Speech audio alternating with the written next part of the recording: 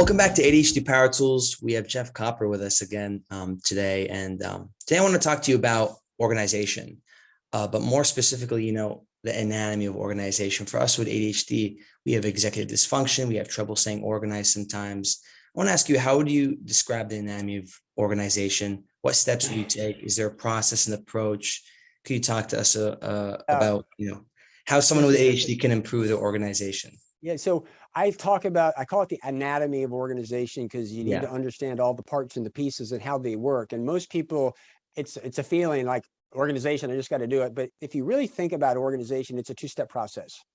The first step is a trial and error process. You've got to choose the organizational system. Okay. This one's a challenge. It requires people to compare and contrast systems. Usually they're trying to do it in their head. Working memory is impaired with people with ADHD. So do it in your head is like the worst thing that you can do. So emotionally, you just skip and you just grab something. But let me just illustrate this. Years ago, I was a Boy Scout scoutmaster, and you have troops or patrols within scouts, and you can organize them in two ways. One is vertical, where you have older scouts, middle scouts, and younger scouts. And that's a great one, because if you've got older scouts to mentor the younger scouts, it's really helpful. Or you have everybody at the same age. Now, if you've got the older to the younger, but your older scouts, for whatever reason, are not mentoring types, it's got its problems.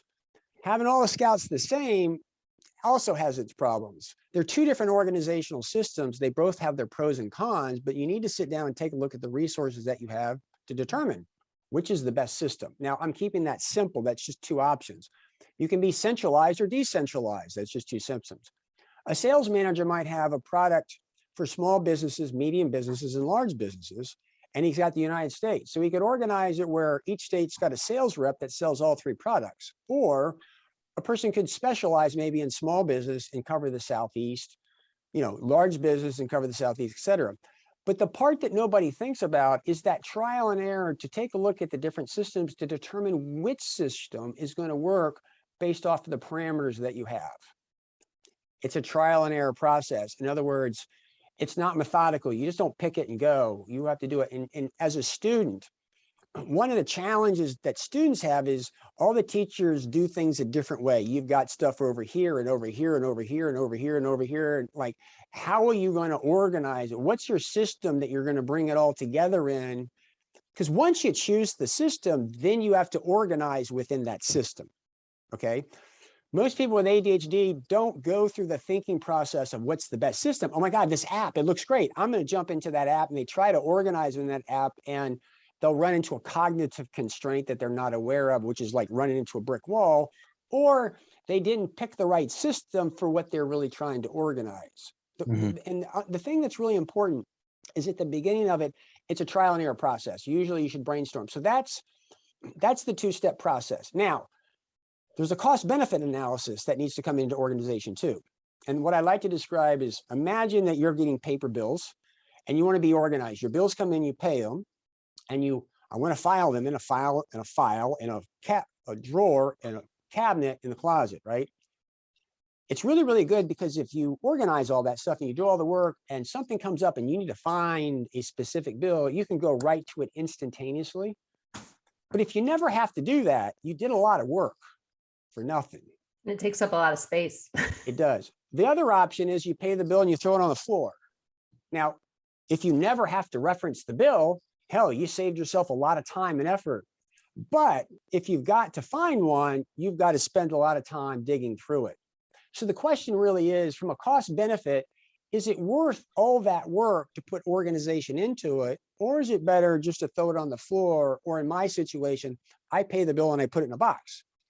It's not categorized by stuff, but it's kind of in date order. So if I've got a problem, I flip through it. So in thinking through organization, there's the system, but there's also the cost benefit analysis of what you're doing.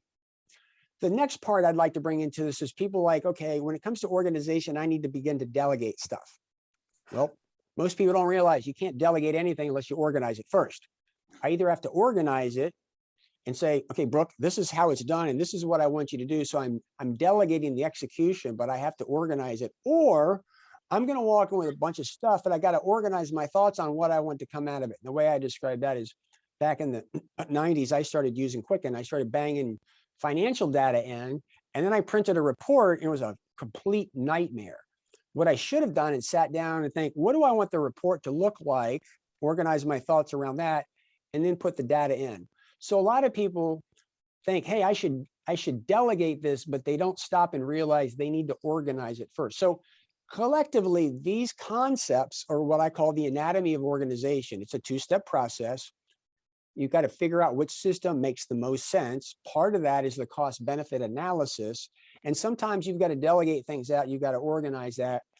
Whenever you're doing trial and error thinking about this stuff, it's typically better to do it outside of your head with other people, because it's a collaborative type effort. But most times we're sent off to go do it inside our head. Thinking inside your head's an impairment. People with ADHD escape, so they don't do it, or they dive into the system and hit a dead end and don't actually do it. So all those factors are at play, and you'll go out and get a tip, trick, or strategy for somebody, and like people are drowned in a sea of strategies out there because they're giving it to you for these reasons. You haven't thought through, how does the system work? What's the cost benefit? You haven't gone through that process. You're jumping into it and you're finding out it's not working. Goes back to the theme that we've had, is understand these elements and problem solve around it, because you have to think your way through it as opposed to react to it. Make sense? Yeah, I love the whole thinking partners with ADHD, someone mirroring you, that verbal processing, getting it out of your head, getting it out, maybe putting it on paper, and the risk reward.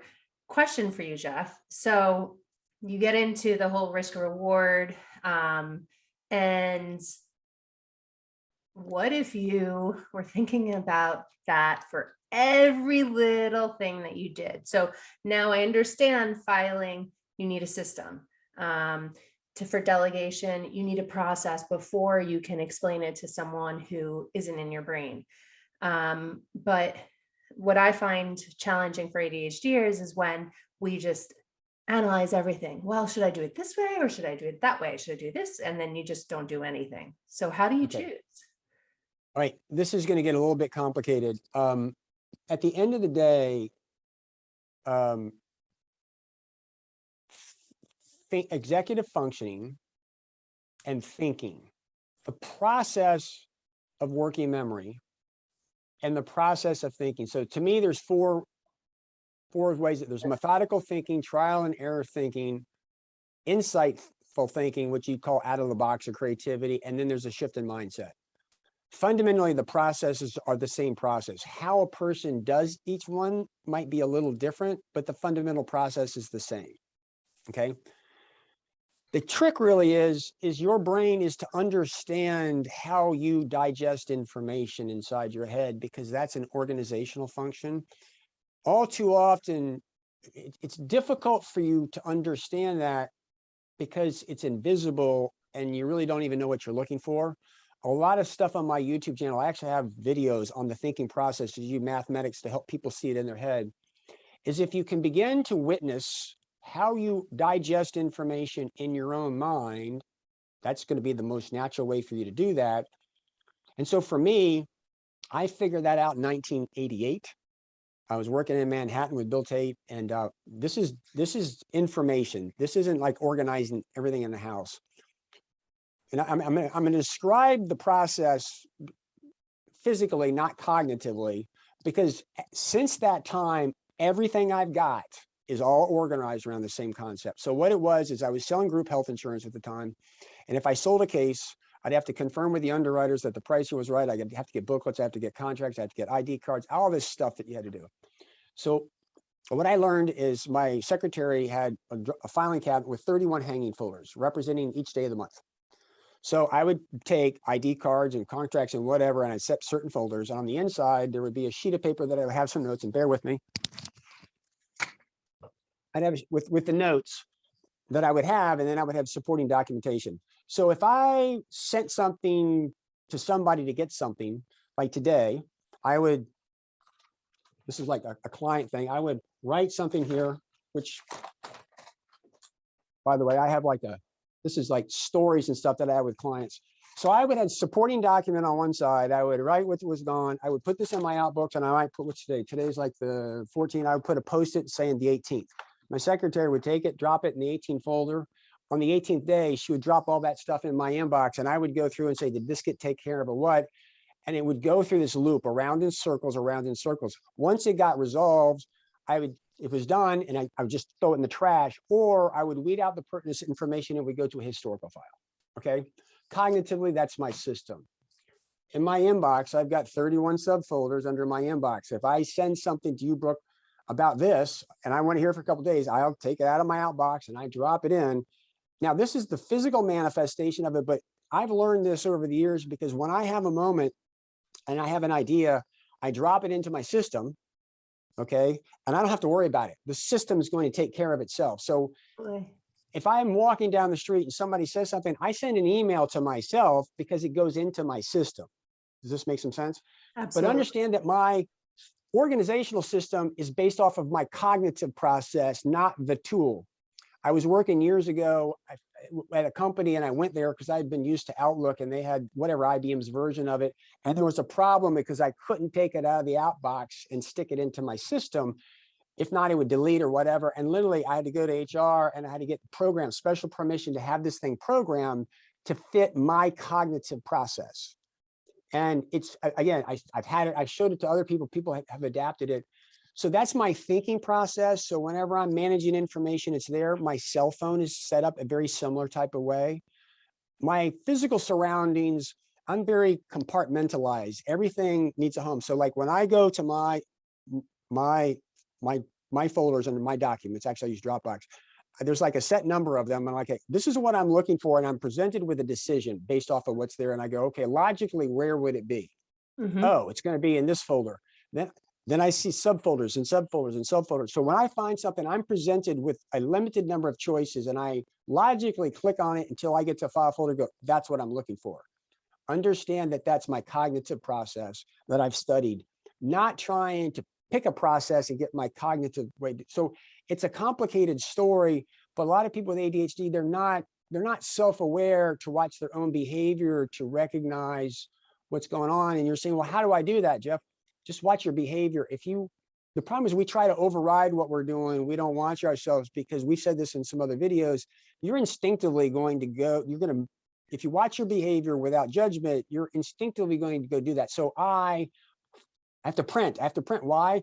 Because from a working memory perspective, I've got to do that. I can't tell you how many people I've coached that I've given them permission to print. They're like, oh my God, you can feel it in your body, but you were overriding it. Which Yeah. I think I mentioned earlier, I did an interview with Dr. Russell Barkley on working memory.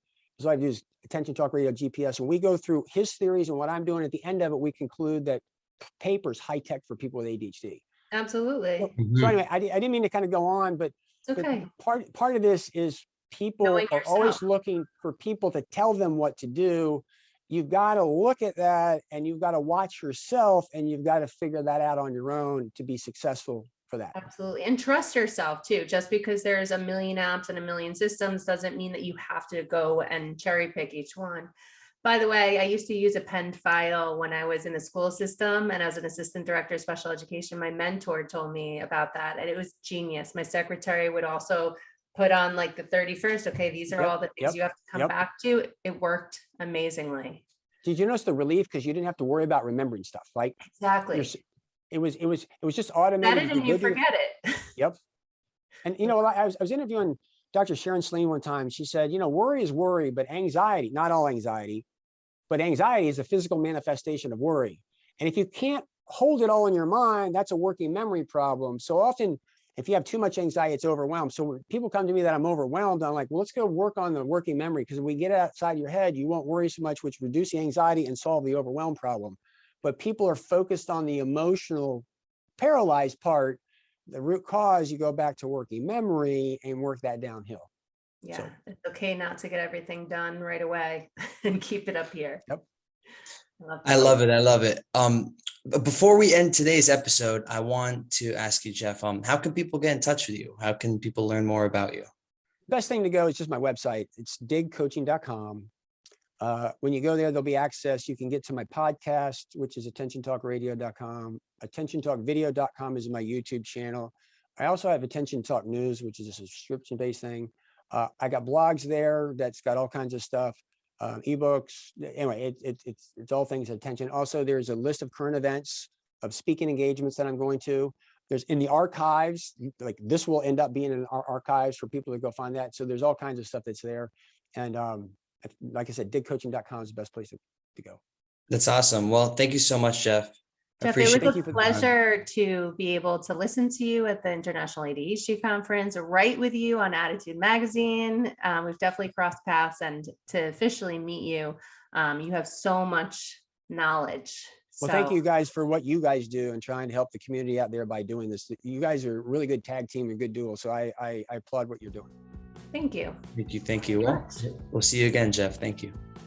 We hope you liked today's video. If you want more information about ADHD, please feel free to visit our website at differentbrains.org or my website, coachingwithbrooke.com. And if you enjoyed today's video, give us a thumbs up, leave a comment below, and subscribe.